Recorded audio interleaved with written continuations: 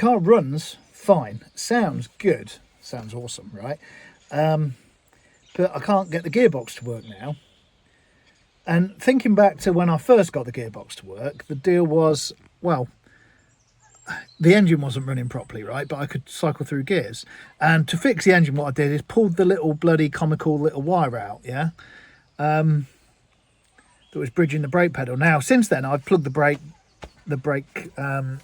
connector back into the brake sensor. And I think that's our problem. It's still that bloody little wire. So yeah, with it in its current state, as in wires on the floor, like this, so it's saying the brake switch is off, which is fine. Now, if I plug in this little chap, yep, push it, nothing is doing. I redeploy my little dodgy little loop wire, and now fire up ignition. Yay, happy days. And we can do geary stuff.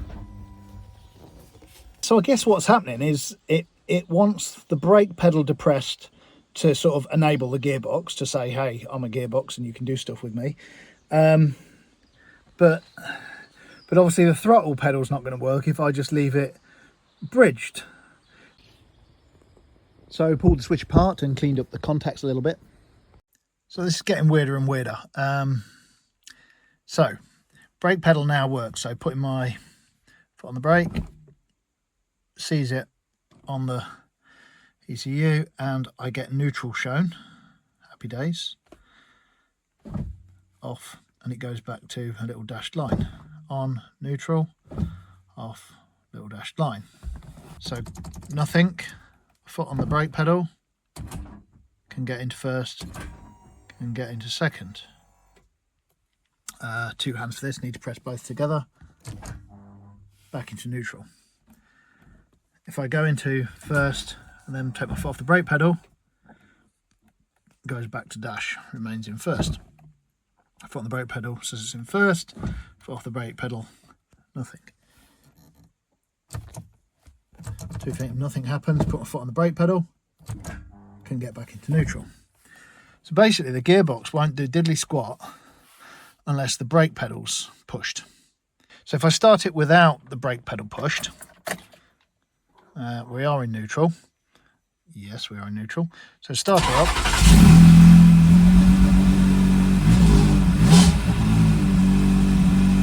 Okay, foot on the brake pedal, foot off the brake pedal. I'm revving. Nothing. So as soon as I touch the brake pedal, it seems to go into some sort of limp mode. It just won't let the car rev at all, regardless of whether it's in gear or whether it's in neutral. It is a bit confusing. Just editing this video, and did you notice the rev counter as well just completely zeroed out as soon as I released the brake pedal? Really odd. Foot on the brake pedal, foot off the brake pedal. Out of interest, just for fun, Andrew mentioned something about, oh, it's got F430 ECUs. Now, I checked the number on the side of the ECUs and it's got 360 ECUs. However, what is funny is just scanning this thing with the 430, it's found the right bank and the left bank, interestingly.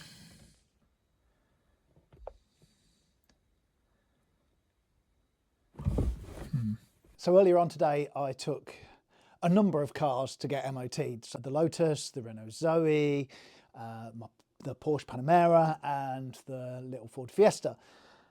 And in chatting with Mel, who owns the garage down where I get my cars MOT'd, he puzzled over the dilemma of this thing. He then sent me a note a little later on, suggesting I try unplugging the rear brake lights and anything that's basically on the brake circuit.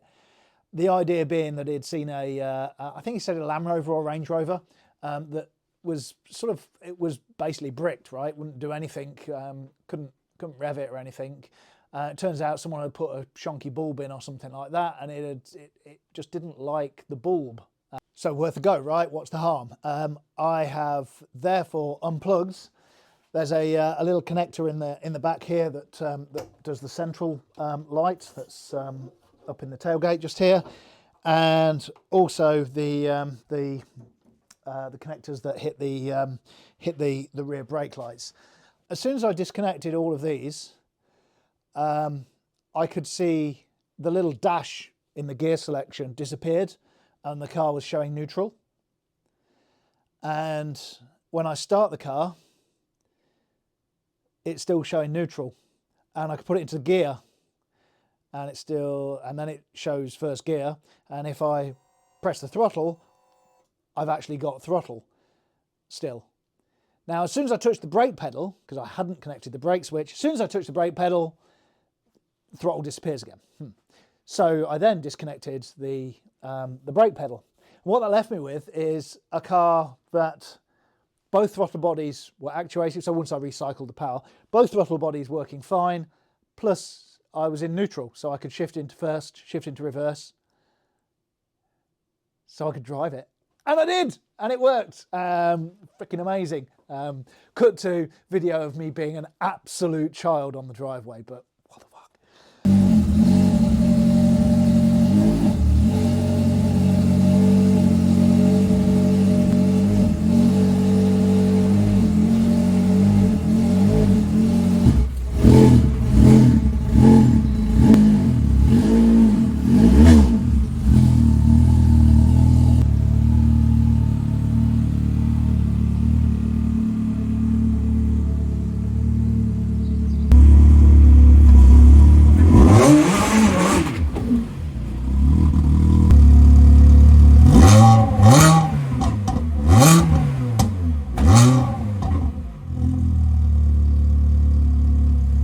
Now back in the garage afterwards, and it's all a bit odd. Basically, if I connect one of the rear brake lights now, so with the foot pedal disconnected, so the pedal sensor is disconnected, and at the moment this car is in neutral. If I take one of the connectors, got one just here, that goes into one of the brake lights, and if I plug that in to the, oops, wrong way around. There we go. If I plug it in, this car's just gone into dash mode again. So I can no longer select gears. The ignition's on, by the way. And that's why you just heard the pump whining for the gearbox. If I disconnect this brake light, there we go. It's now gone back into neutral. What? Now I've not tried it with the central light. Let's just try that quickly. Centre light's just got a connector just down here. So let's plug that in. Okay, now that one has no impact. That has remained in neutral. So nothing doing with that one. So I guess the central brake light not impacted by it. I mean, it can't just be brake light bulbs, right, that are causing all these trouble, right? It can't be right. I have heard of people saying, well, you can't put LEDs in these things because that's hard. I think one of my friends, Brian, was reading something about LEDs in these things and retrofitting, and it causing all kinds of problems and things like that. I've unplugged the rear brake lights again. I left the centre one in. The plug for my brake pedal is also disconnected. I'm just going to connect up the diagnostics. Local diagnose. Ferrari. Do the health report thing again. Okay, so we've got please refer to manual. Brilliant. Can time out. Now interestingly, they're all absent now. Oh, present. Vehicle speed sensor. It's present. Vehicle speed sensor present. Driver pre-tensioner, passenger speed sensor. So they're seatbelt issues, which would make sense for the seats, I guess. We've got brake errors now absent. Gearbox output revolutions present. Car speed present. Interesting. So let's clear DTCs. Yes. Get rid of them all, please. See what happens.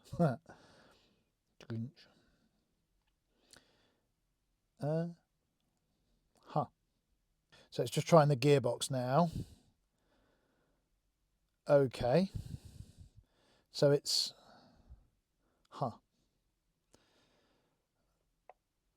So interestingly,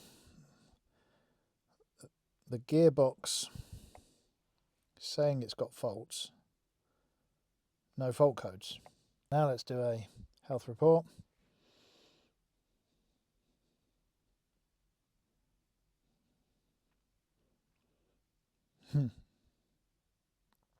Okay, airbags we expect, as I say.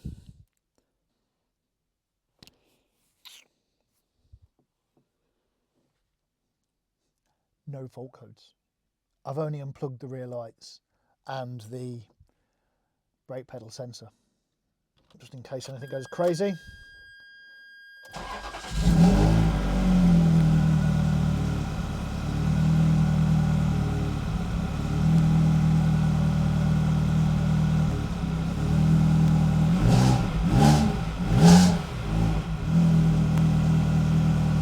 Try and toggle through a gear. Yeah. I need two hands to do into neutral, sorry.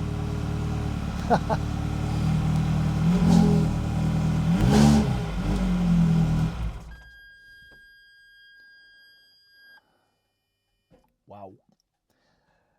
No fault codes. Awesomeness. Right, so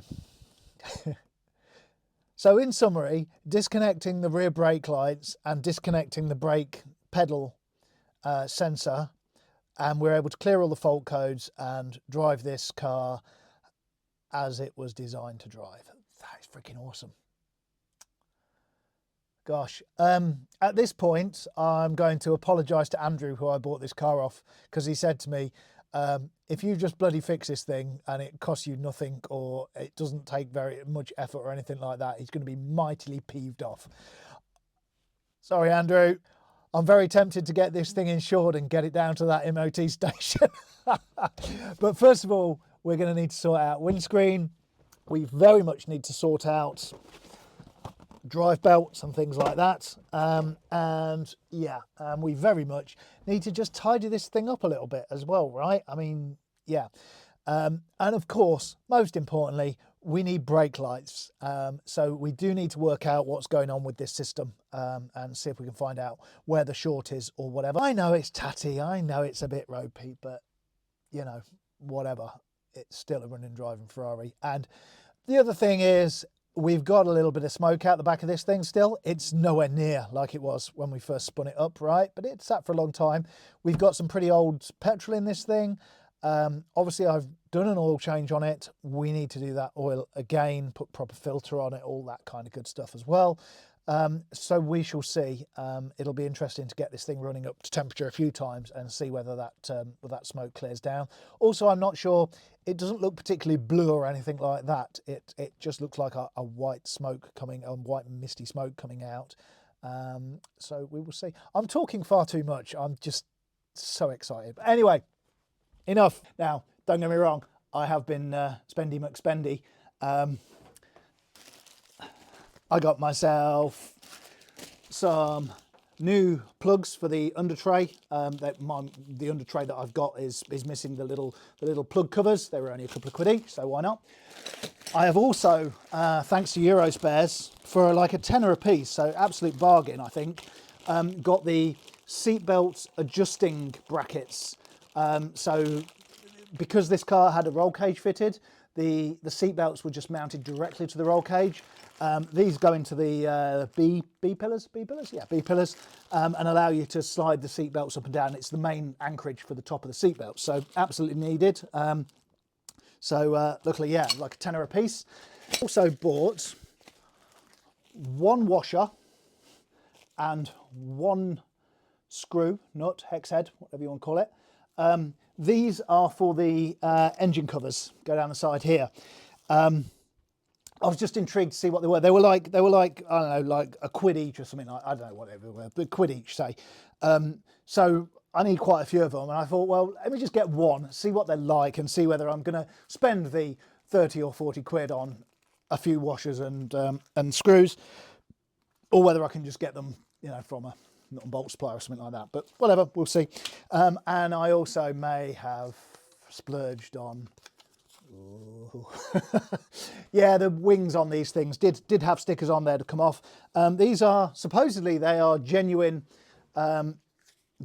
Ferrari. Let's see if there you go. They're genuine Ferrari jobbies. They're kind of like, get this thing to focus. They're kind of raised profile. They're kind of like a gummy, rubbery texture. These are like £7 each or something like that, which seems really good value for a proper Ferrari part. So I may have ordered a couple more for the toolbox, but whatever. And obviously I've got all the service kit ready to go as well as this with this thing. Now she's running and driving, not officially yet, not properly. I think I've got a lot more to go on to try and diagnose what's going on. But I thought I'd just chuck a video out just to show you sort of progress. I will continue trying to investigate what is the cause of this brake issue. I'm going to pull the lights out, have a look at the bulbs and things like that. But I'll do those in the next video and see if we can get any further with this thing. Thanks so much. Take care.